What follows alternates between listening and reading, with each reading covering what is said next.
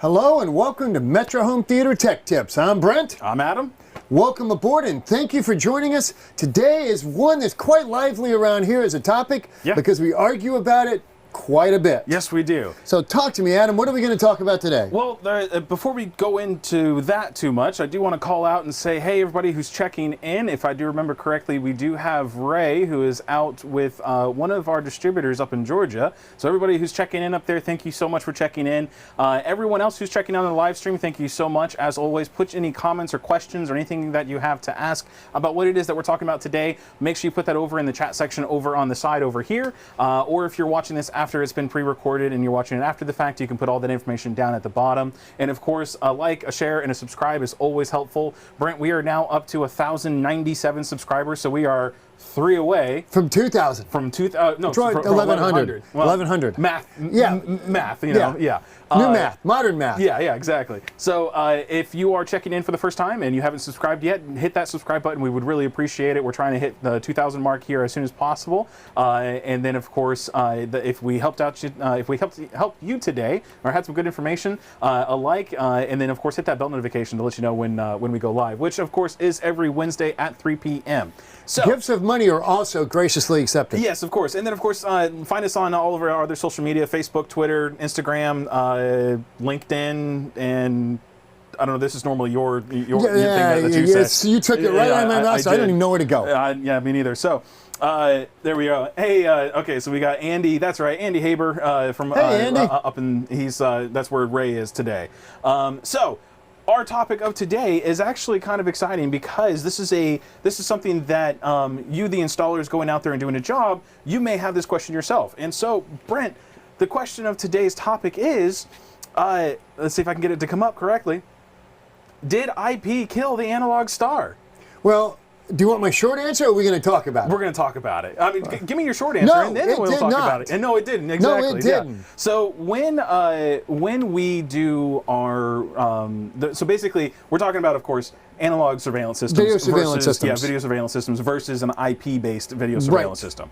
So which one is better? Is analog still relevant? Is it something that we should consider on some jobs? Is it something that, we shouldn't even think about ever again because it's, it's useless, or what is it? This is an argument you and I have quite frequently, and we both take both sides of the argument depending on the application. Yep, exactly. IP is the new stuff, and as the new kid on the block, everybody, we need IP. We need IP. It's great. It's got 4K. It's got this. It's got, well, so does analog. Yeah.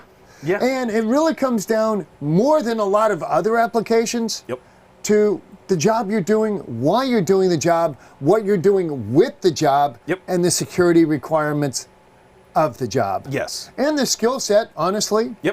Of the installer. Yeah, and honestly, that's what we're going to get into as we talk about it. What are the major differences? But I guess really the first thing that we should talk about is what is an analog surveillance system and what is an IP surveillance system. So, which one do you want to take? Well, why don't I take the IP and why don't you take the analog? So, Brent, what is an analog surveillance system? Well, when you're looking at an analog system, basically it is a real-time system, and you generally have a coax cable, RG6, RG59, or Mini 59, depending on the application, running from an NVR, DVR. I guess it's correctly called a DVR in that application, or a hybrid. Yep.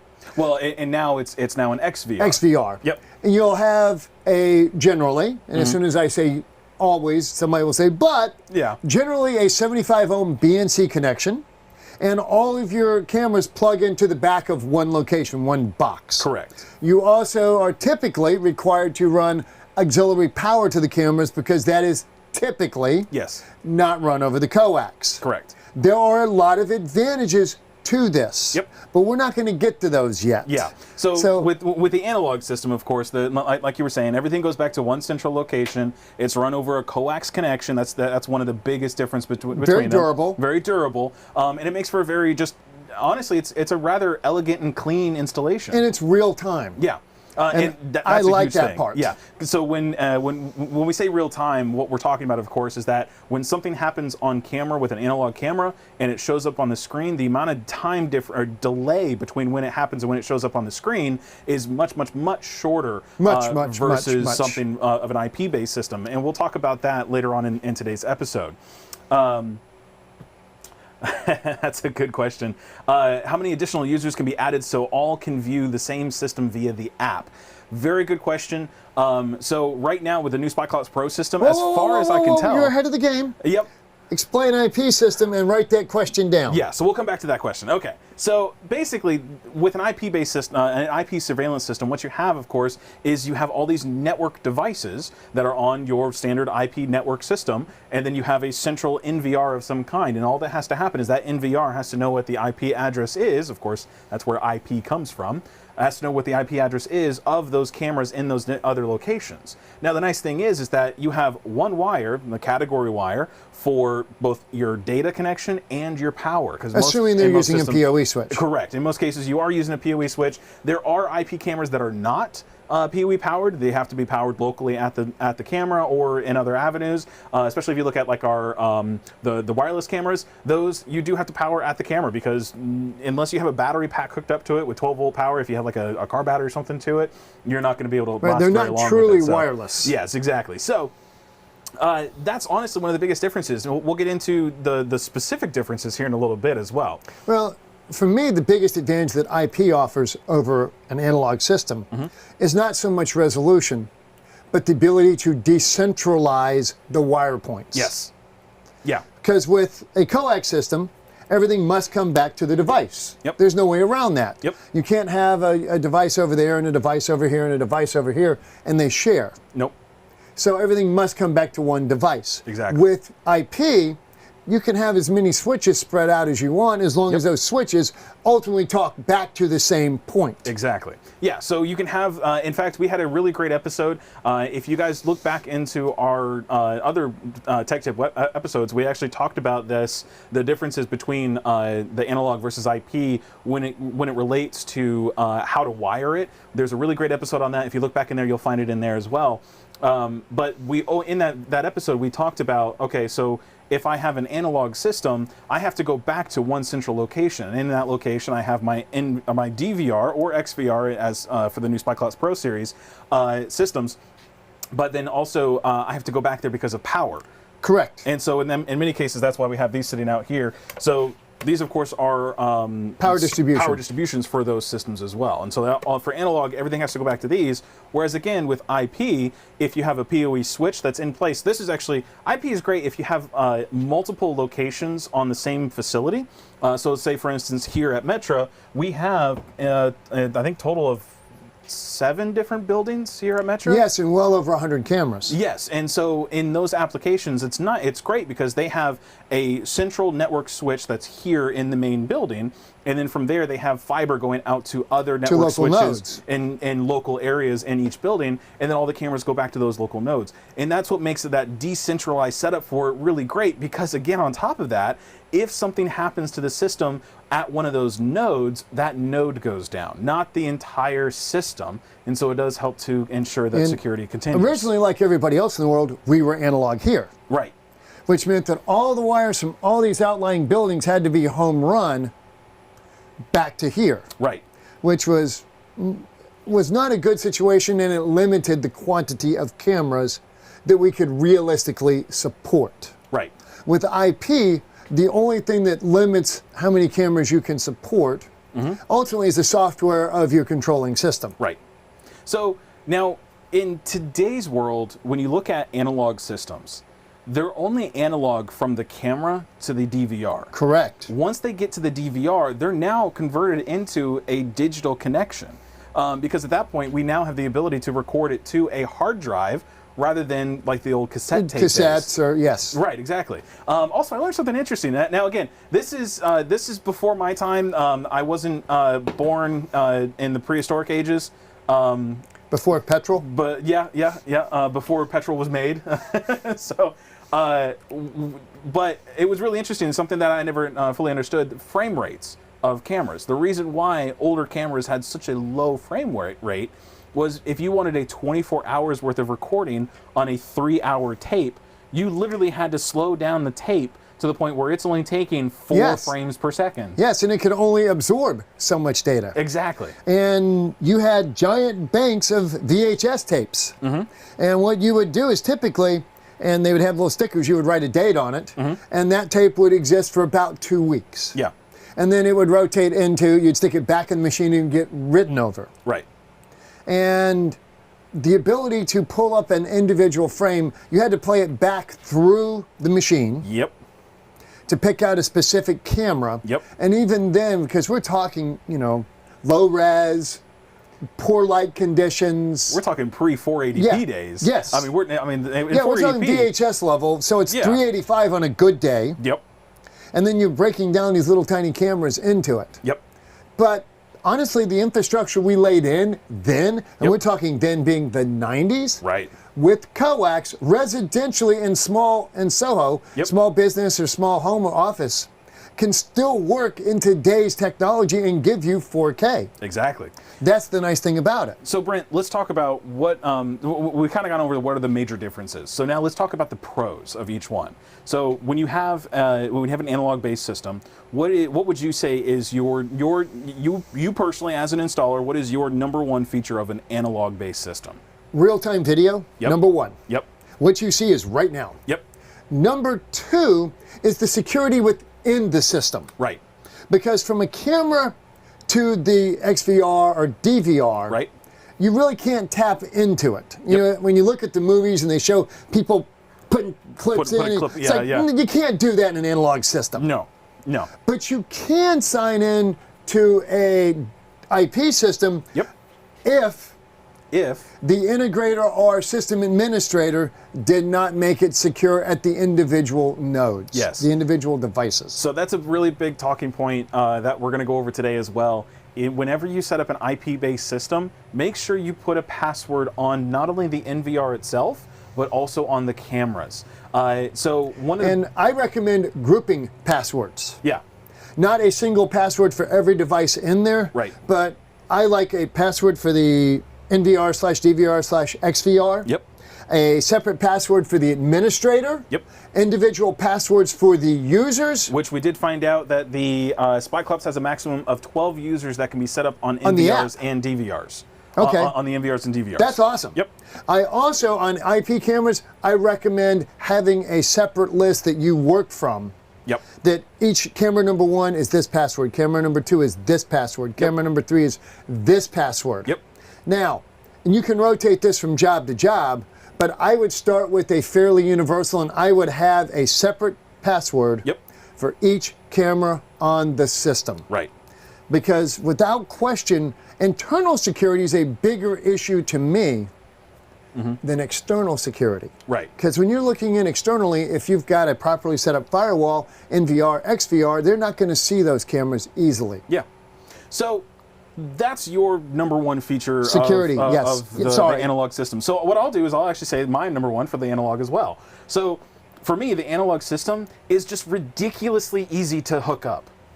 Really and truthfully, it just comes down to you hook up your BNC connector on the end of the cables, you power up the camera, you plug it in, and you turn it on. There is no set, You don't have to worry about IP, you don't have to worry about subnet, you don't have to worry about nothing. Nope, you just plug it in, and it's good to go. So for a lot of jobs, if you're looking, you have a client that comes to you and they say, hey, we want to put in a camera system.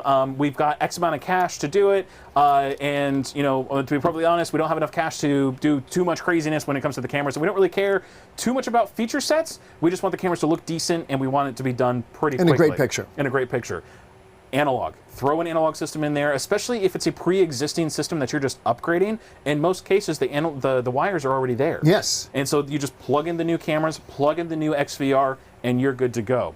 And that's something that's frequently forgotten in our world because of the excitement about IP.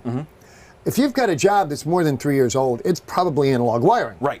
Now, we're assuming it's not a cheesy entry-level system from Sam's, Costco, or Walmart that has the yellow RCA tips on it. And then those, well, and to be fair, we have ours that come pre-included with it, and they have the yellow and red connectors on the ends of it. They do, but those are the kits. And so in those applications, if you want to go for something that's at least a little bit higher grade than that, then at that point, then you would want to go ahead and either run your own wires for it or pick up something that's not in a kit system.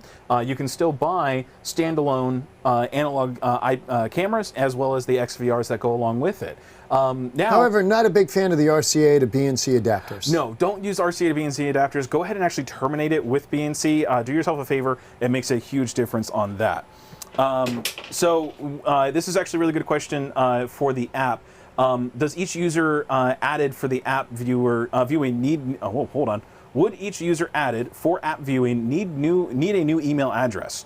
So you can use the same email address and share that email address, or same account and share that same account around. However, at that point, you don't know who has logged into the system and has either taken a backup of the system or hit the reset button. So my recommendation is go ahead and actually create a new account for each person who's connecting to it and share the camera system out from there. And never share the admin account. Yeah, and then at that point, that will let you get it set up from there.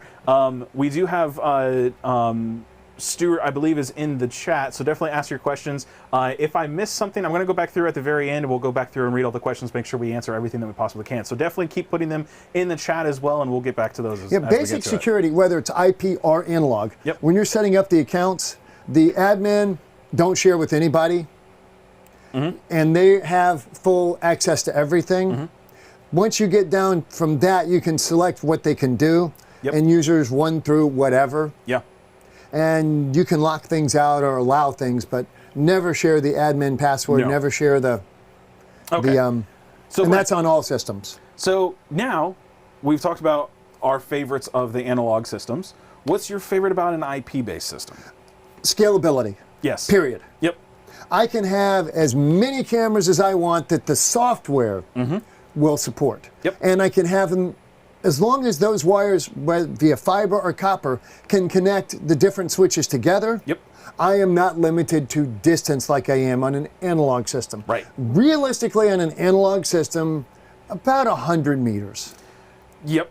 Yeah. I mean, depending really. on quality of connections Right. and the quality of the cable itself, which of course, Fewer connections is longer distance. Metro Home Theater Group cables, definitely check us out. The more connections you add, the shorter the distance you're going to go. Right.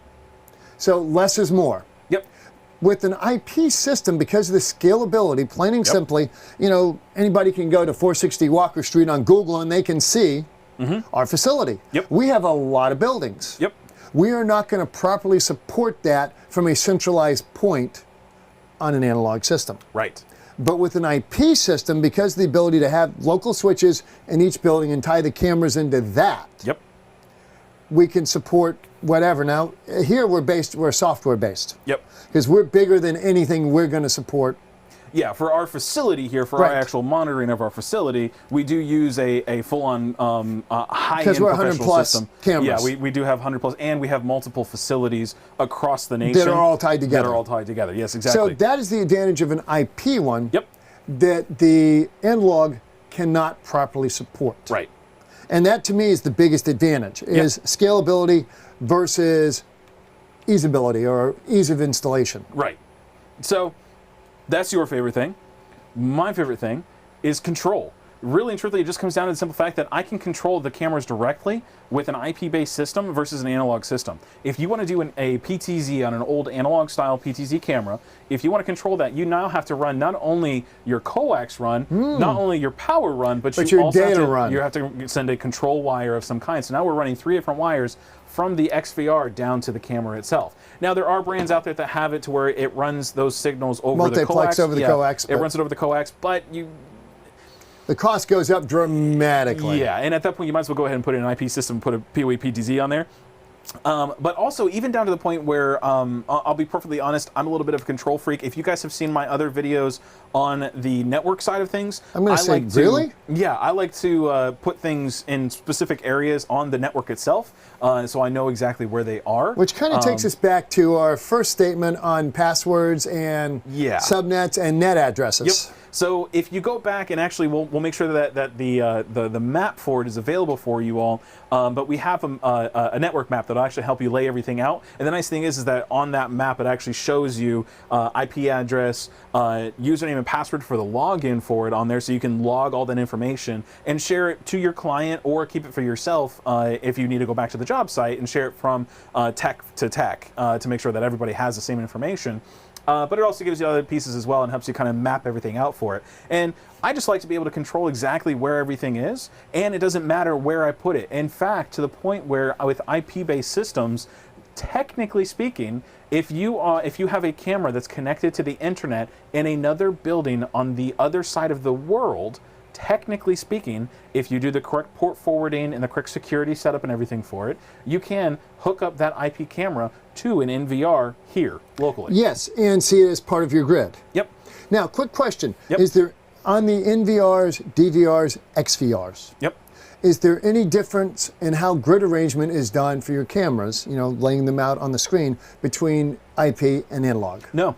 It's actually pretty straightforward. Now, our old SpyClop systems, if you guys were familiar with the hybrid systems that we had, you would have to go into the channel settings and actually tell it that these channels are analog and these channels are IP, and it would start on opposite ends. So channel 1 through, you know, and counting up would be analog, and then starting at channel 16, say if you had a 16 channel system, and counting down would be the IP. So you couldn't mix and match. Now with the new systems, with our XVRs, you now, because those are our hybrids now, those are the replacements to the hybrids, you now have the ability to mix and match wherever you want them to be on the screen. And that's the big advantage, because now you're not obligated to a single system.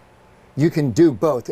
I prefer, look, if you are in an application where you need to see right now what's going on someplace, Yep. and it's within 100 meters, Yep. I would still rather go a 4K analog system Yep. to that XVR. Yep. Because there is zero delay. Now that's a big point of what you just said, actually. 4K. Yes. We have 4K on analog. And it's beautiful. It is. It looks amazing. It looks great. And in fact, in certain applications, I would say it looks better than the IP-based 4K. Because it doesn't have the compression. It doesn't have the compression, and it doesn't need the compression because it's only doing the one thing across that one wire. And there's no delay.